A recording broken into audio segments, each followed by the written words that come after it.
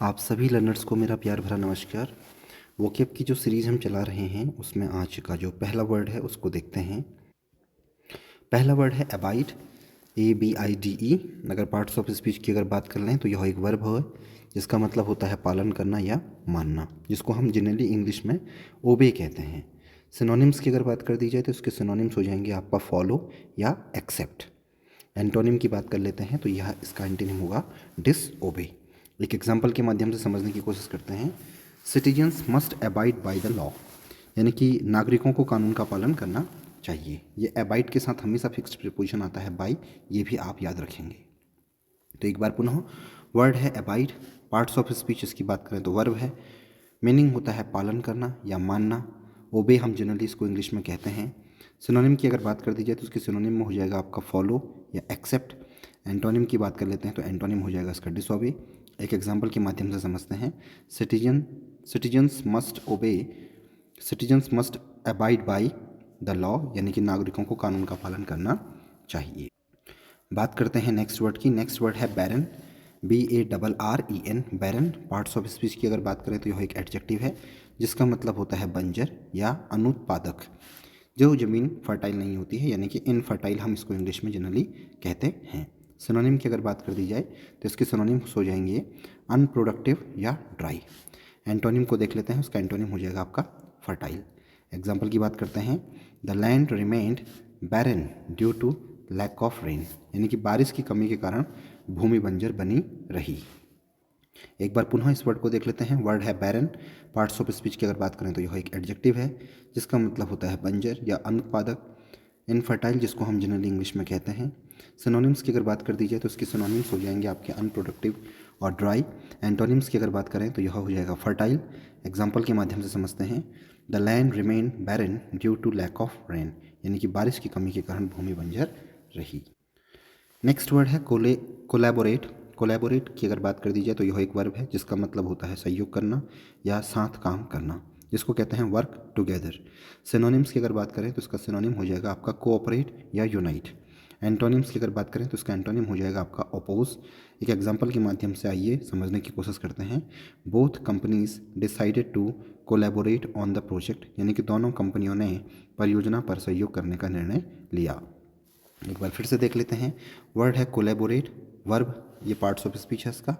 सहयोग करना, साथ काम करना, जिसको हम इंग्लिश में जनरली कहते हैं वर्क टुगेदर।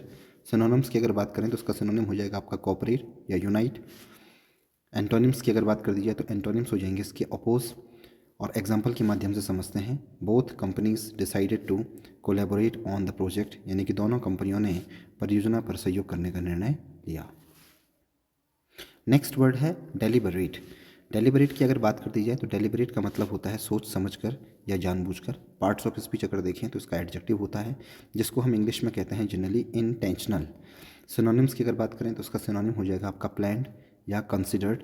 एंटोनिम की अगर बात करें तो उसका एंटोनिम हो जाएगा आपका एक्सीडेंटल। एक एग्जाम्पल के माध्यम से समझते हैं। It was a deliberate attempt to mislead people, यानी कि यह लोगों को गुमराह करने का जानबूझकर किया गया प्रयास था। एक बार पुनः देख लेते हैं। वर्ड है डेलिबरेट। पार्ट्स ऑफ स्पीच की बात करें तो यह एक एडजेक्टिव है, मतलब होता है इसका सोच समझकर या जानबूझकर, जिसको हम कहते हैं इंटेंशनल। सिनोनिम्स की अगर बात कर दी जाए तो उसका सिनोनिम हो जाएगा आपका प्लान्ड या कंसिडर्ड।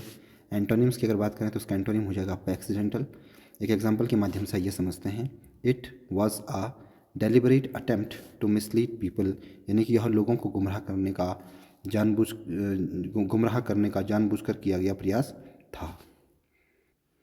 नेक्स्ट जो वर्ड है वो है इंडोर्स। इंडोर्स का मतलब होता है समर्थन करना या अनुमोदन करना। पार्ट्स ऑफ स्पीच की बात करें तो यह एक वर्ब है जिसका मतलब होता है अप्रूव। सिनोनिम्स की बात कर लेते हैं, उसका सिनोनिम हो जाएंगे आपके रिकमेंड या बैक।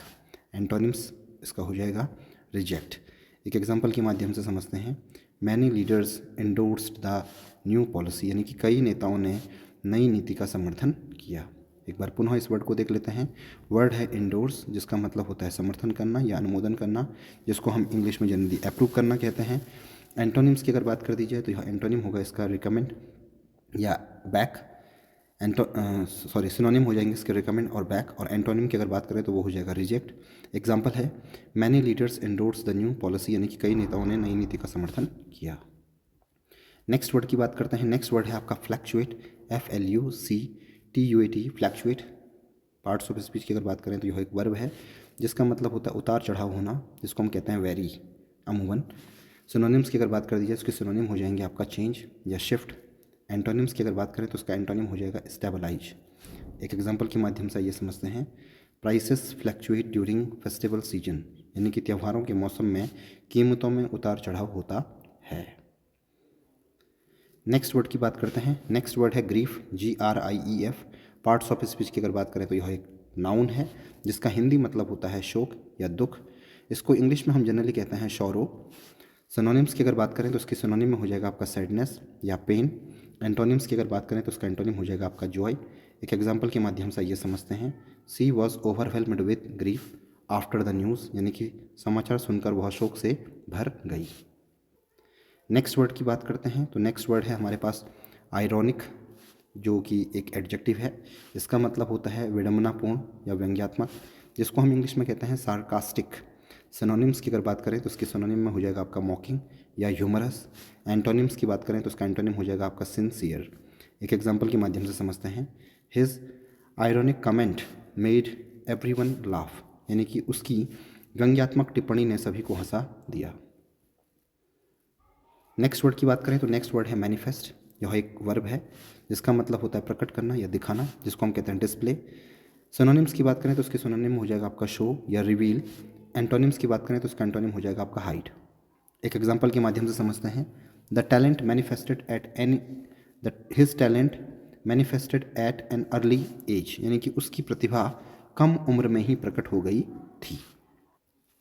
आज के लास्ट वर्ड की तरफ चलते हैं और लास्ट वर्ड है नोशन। नोशन यह एक नाउन है जिसका मतलब होता है धारणा, विचार या आइडिया, हम जनरली इसको इंग्लिश में कहते हैं। इसके सिनोनिम्स की अगर बात करें तो उसके सिनोनिम्स में आ जाएगा आपका बिलीफ या कॉन्सेप्ट। एंटोनिम्स की अगर बात करें तो उसका एंटोनिम हो जाएगा आपका रियलिटी। एक एग्जांपल के माध्यम से आइए समझते हैं। He has a strong notion about fairness, यानी कि उसकी निष्पक्षता को लेकर एक मजबूत धारणा है। Thank you.